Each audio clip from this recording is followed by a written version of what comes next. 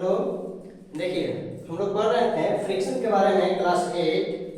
ठीक है, क्लास 8 का चैप्टर फ्रिक्शन, उसमें हम लोग देखे थे friction, types of friction, definition देखे थे। फ्रिक्शन क्या होता है?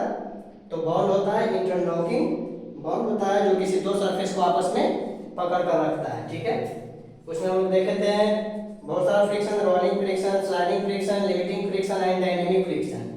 अब यहाँ एक क्वेश्चन है कि वाई इज, हालांकि टॉपिक भी है ये और कह सकते हो क्वेश्चन भी है। इस तरह से क्वेश्चन हो सकता है कि why is dynamic friction slightly less than limiting friction. Dynamic friction जो है वो लिमिटिंग फ्रिक्शन से क्या होता है? कम होता है। ठीक है, लेस देन लिमिटिंग फ्रिक्शन। तो सर डायनेमिक फ्रिक्शन क्या होता है? डायनेमिक मींस बताए थे गतिशील, डायनेमिक मींस बताए थे गतिशील। ठीक है, गतिशील डायनेमिक फ्रिक्शन। तो देखिए अगर कोई बॉडी मोशन में है तो उसमें फ्रिक्शन कम लगता है, क्योंकि एक्चुअल में उसमें क्या होता है कि एक मोमेंटम है, उसमें क्या है? मोमेंटम है। यानी कि किसी दो सरफेस को आपस में मिलने के पहले ही बॉन्ड टूट जा रहा है। जैसे मान लेते हैं कि ये व्हील है और ये मूव कर रहा है और ये मूव कर रहा है। ठीक है, तो बॉन्ड बनने के पहले ये बॉन्ड क्या हो जा रहा है? टूट जा रहा है और ये आगे बढ़ते जा रहा है। तो ये क्या हो गया? डायनेमिक फ्रिक्शन थोड़ा कम होता है। लेकिन लिमिटिंग फ्रिक्शन क्या होता है? लिमिटिंग फ्रिक्शन सर वो होता है कि जब कोई एक बॉडी पे, जैसे मान लेते हैं ये कोई बॉडी है,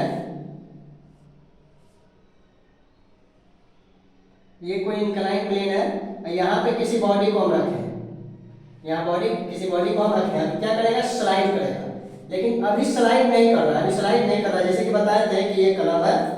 ठीक है, जैसे ही इसको हम यहाँ पे ऐसे रखते हैं, यहाँ पे ऐसे रखें। ठीक है, अब इसको हम उठाते हैं ऐसे, देखिए इनक्लाइन हो गया लेकिन अभी तक गिर नहीं रहा है, अभी भी नहीं गिरा, अभी भी नहीं, अभी भी नहीं, अभी भी नहीं,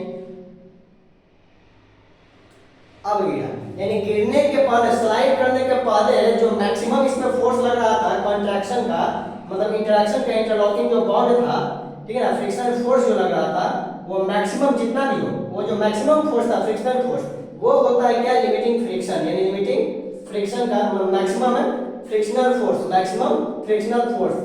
जब उसके बाद जैसे ही थोड़ा सा ज्यादा फोर्स लगा तो वो स्लाइड कर गया।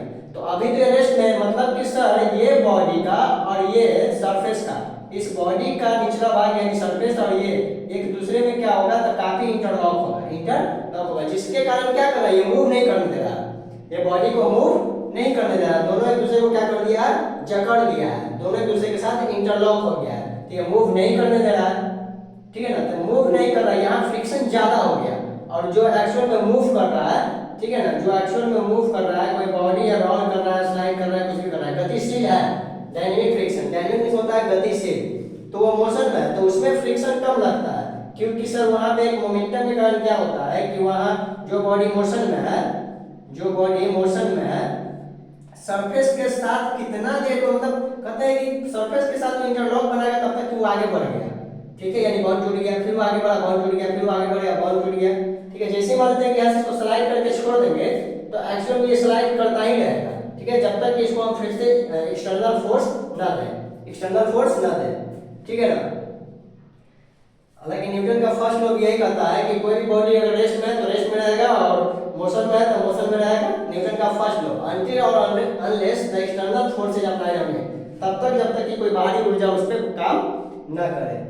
ठीक है, तो स्लाइडिंग फ्रिक्शन, लिमिटिंग फ्रिक्शन जो होता है वो ज्यादा होता है। ठीक है, डायनेमिक फ्रिक्शन से, या फिर कह सकते हैं डायनेमिक फ्रिक्शन क्या होता है? लेस होता है, कम होता है, less than limiting friction. Limiting friction क्या? रेस्ट में है, लिमिटिंग फ्रिक्शन रेस्ट में है। इसका मतलब कि सर इसमें फोर्स ज्यादा लग रहा है तब तो मूव नहीं करने दे रहा है, और डायनेमिक फ्रिक्शन गतिशील होता है, यानी कि सर मूव कर रहा है, ये मूव कर रहा है, यानी कि इसके बीच का बॉन्ड क्या होगा? कमजोर होगा, इसके बीच का बॉन्ड क्या होगा? कम होगा।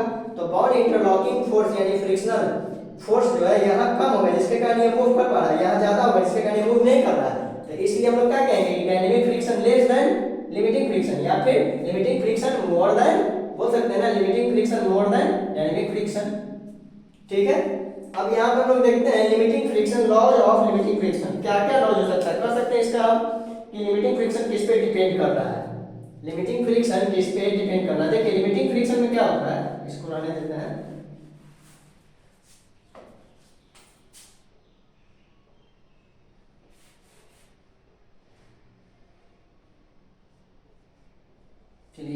बॉडी है, इंक्लाइन प्लेन है, इस पे बॉडी क्या करेगा, मूव करेगा, हालांकि मूव नहीं कर रहा है, लिमिटिंग फ्रिक्शन में पड़ रहा है यानी अभी रेस्ट में है, लेकिन मैक्सिमम फोर्स इस पे लग रहा है। जैसे उसे थोड़ा सा फोर्स इंक्रीज करेंगे फ्रिक्शनल, जैसे ही थोड़ा सा इस पे मतलब एक्सटर्नल फोर्स इंक्रीज करेंगे, ये क्या कर जाएगा, स्लाइड कर जाएगा, मूव कर जाएगा। तो लिमिटिंग फ्रिक्शन का लॉज क्या है, नंबर 1 लॉज क्या कहता है कि अपोज करता है, it opposes the relative motion, it opposes the relative motion, यानी कि रिलेटिव मोशन को क्या करता है, अपोज करता है, ठीक है, मोशन ऑफ द बॉडी।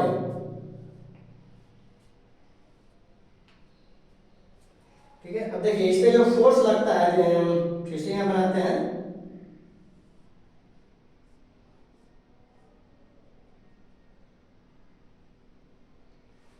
ये आगे की तरफ जा रहा है, लेकिन इसका सरफेस जो है ये इसको अपोज करता है पीछे की तरफ का, पीछे की तरफ, यानी कि अगर कोई बॉडी आगे की तरफ जा रहा है तो इस पे जो फोर्स इसको रोक रहा है, क्यों रोक रहा होगा, आगे की तरफ पुश करेगा तो रुकेगा कहां से, तो मोशन में जाएगा, तो इसको पीछे की तरफ अपोज करता है, यानी opposes the motion of the body in the force applied to the opposite direction, यानी opposite direction of the force applied, यानी फोर्स इधर की तरफ लग रहा है तो अपोज करेगा अपोजिट डायरेक्शन में, तो ये क्या करता है, अपोज करता है, मोशन को अपोज करता है, कौन, लिमिटिंग फ्रिक्शन का। पहला रूल क्या है, किस पे डिपेंड करता है, लॉज ऑफ, फर्स्ट लॉज क्या है, तो सर लिमिटिंग फ्रिक्शन जो है वो क्या करता है, अपोज करता है बॉडी के मोशन को, limiting friction opposes the motion of the body in opposite direction of the applied force, यानी कि बॉडी आगे की तरफ जाना चाहता है तो लिमिटिंग फ्रिक्शन इसको पीछे की तरफ अपोज करता है, यानी कि अपोज कर रहा है किस डायरेक्शन में, अपोजिट डायरेक्शन में,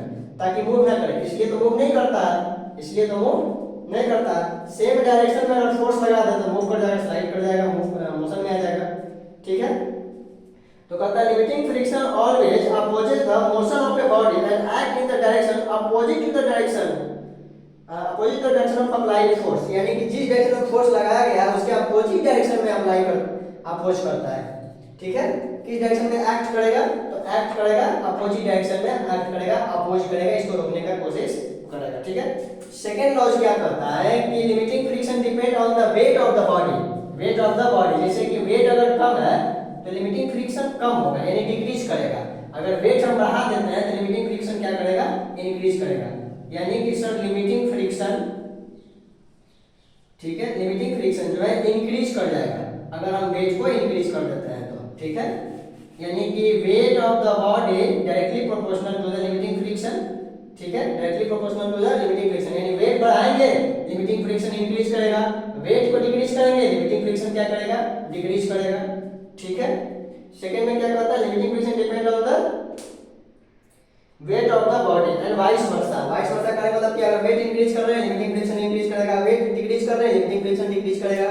नंबर 3 में कहता है it's depend on the surface of the body, इसे मान लेते हैं कि ये जो इंक्लाइन प्लेन है ये एक्चुअल में ग्लास का है, किसका है, ग्लास का, एकदम प्लेन, एकदम स्मूथ है, और एक इंक्लाइन प्लेन ले लिया है जो आपका वुड का है, लकड़ी का, काफी मतलब इसमें जर्किंग है।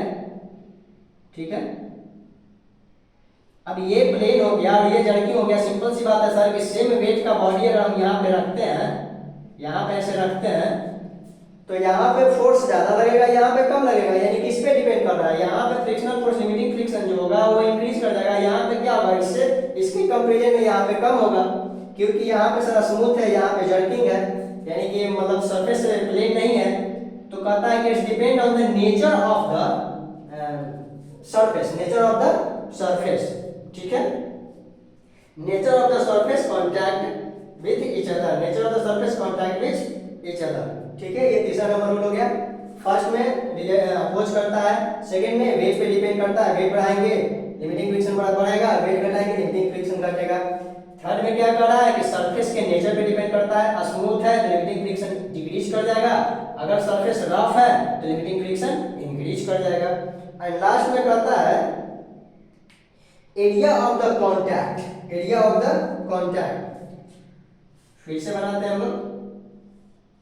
ठीक है, मान लेते हैं कि इसका जो एरिया है, ठीक है, इसका मान लेते हैं 1 सेंटीमीटर स्क्वायर, और अब क्या करते हैं कि इसको पिचका के और बड़ा बना देते हैं। ठीक है, हाइट कम कर दिया, वेट इसका ये सरफेस इंक्रीज कर दिया, देखिए वेट सेम है, सरफेस एरिया इंक्रीज कर दिया, सरफेस एरिया इंक्रीज कर दिए ना, सर फ्रिक्शन इंक्रीज कर दिया, और सरफेस एरिया सर डिक्रीज कर देंगे ना, कर दिए तो क्या हो गया, लिमिटिंग फ्रिक्शन डिक्रीज कर जाएगा। यानी कि सरफेस एरिया पे डिपेंड कर रहा है, यहाँ सरफेस पे डिपेंड कर रहा है, nature of the surface and the surface area. More surface area में कांटेक्ट है, यानी कि कांटेक्ट ज्यादा एरिया में है तो क्या होगा, कांटेक्ट ज्यादा एरिया में है तो यहाँ पे लिमिटिंग फ्रिक्शन इंक्रीज कर जाएगा। यहाँ पे एरिया कम है, यहाँ पे 1 सेंटीमीटर स्क्वायर, यहाँ पे कर देते हैं 2 सेंटीमीटर स्क्वायर। अब यहाँ एरिया ज्यादा है सर, कांटेक्ट का एरिया ज्यादा है तो लिमिटिंग फ्रिक्शन इंक्रीज कर जाएगा। यहाँ पे कांटेक्ट का एरिया कम है तो इसके कंपैरिजन में यहाँ पे लिमिटिंग फ्रिक्शन डिक्रीज कर जाएगा। ठीक है, यानी कि sir first opposes the motion, second weight पे डिपेंड करता है, third nature of the surface and fourth area of the contact. ठीक है ना, surface area of the contact क्या करता है कि लिमिटिंग फ्रिक्शन इज इन,